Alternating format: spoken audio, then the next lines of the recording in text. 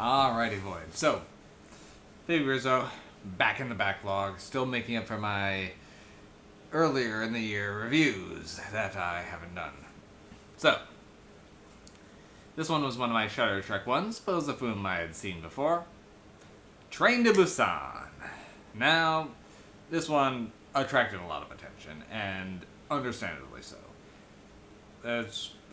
Once it was spreading like wildfire through like horror subreddits, horror discussion areas, I was quick to jump on it as I'm a fan of Asian horror films in general. And even though I had burned out a while ago on zombie films, I thought, why not give this one a go? And whew, did enjoy it. Surprised I don't own a copy of this one yet, but Train to Busan is very well put together. It's got to be one of the better zombie films I've seen in a long time. This one came out in 2016, and even though I hadn't seen it pretty much since around then, it definitely stuck with me. At first I was like, okay, we went snakes on a plane, now we're going zombies on a train, sure. But the way they do it works very well of just being, stuck with some zombies that are certain train cars are filled with them, so it's separating the passengers, or the few times they try to get off the train only to be accosted. So, this one follows a Japanese businessman with his young daughter, it's her birthday, but he's a workaholic and is largely ignoring his young daughter, who she just wants to go to Busan to be with her mother, because really, being with dad just ain't working out. So, he finally agrees and begins to escort his daughter, only for that to be the exact moment when the zombie outbreak takes place. And a girl who is injured early on gets on board the train before anyone realizes what's going to happen, and then when she turns, she causes a mass hysteria on the train. I will say the zombie makeup, is the way they move, is really well done. Some of the spasming the girl does, particularly at the beginning, is creepy. Also, this movie gets really heartfelt between like the father, who's already so disconnected with his daughter, now trying to do everything he can to save her. And then a lot of the other characters on the train, you kind of get that close-knit group, kind of like you have in like a Night of the Living Dead sort of thing, with like a guy who's going to be a father with his pregnant wife. You got the two high school, someone on the high school baseball team and his girlfriend who are just trying to get through together. I watched this one like months ago, and I still remember them.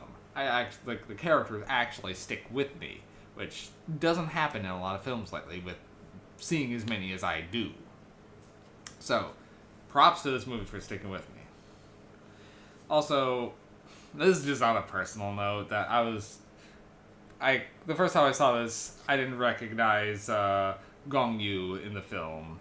Now, if you're not big up on Korean actors, there's a Korean drama that I will be reviewing at some point, probably with my partner here, because she is the one that turned me on to it, called Coffee Prince, which is pretty much a Korean rom-com soap opera.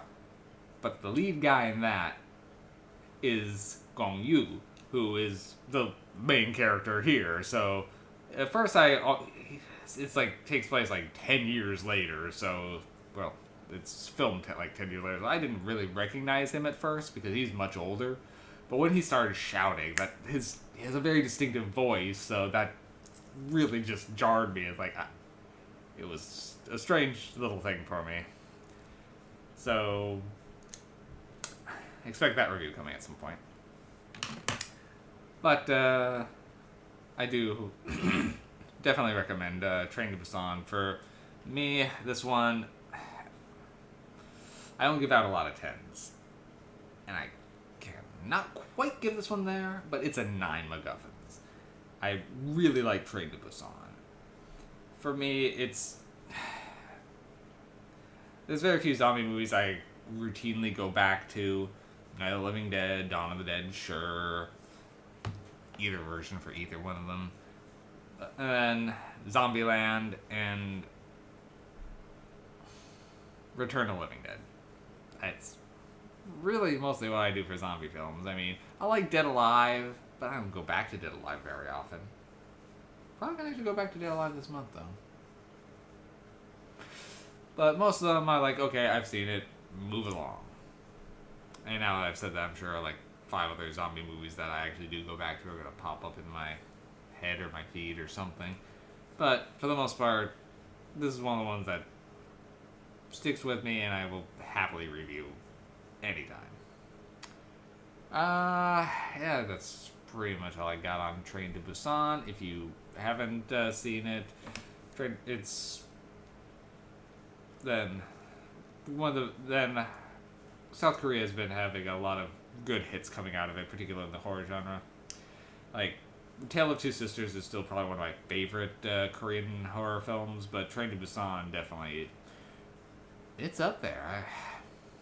I'm going to be rewatching Tale of Two Sisters at some point, so I'll see if it... it's been a long time since I've seen that one, so I might have to see if it gets dethroned by Train to Busan as my favorite Korean flick, but we'll see. Alright, I think that's all I got at the moment, so see you soon, Void, with the next one.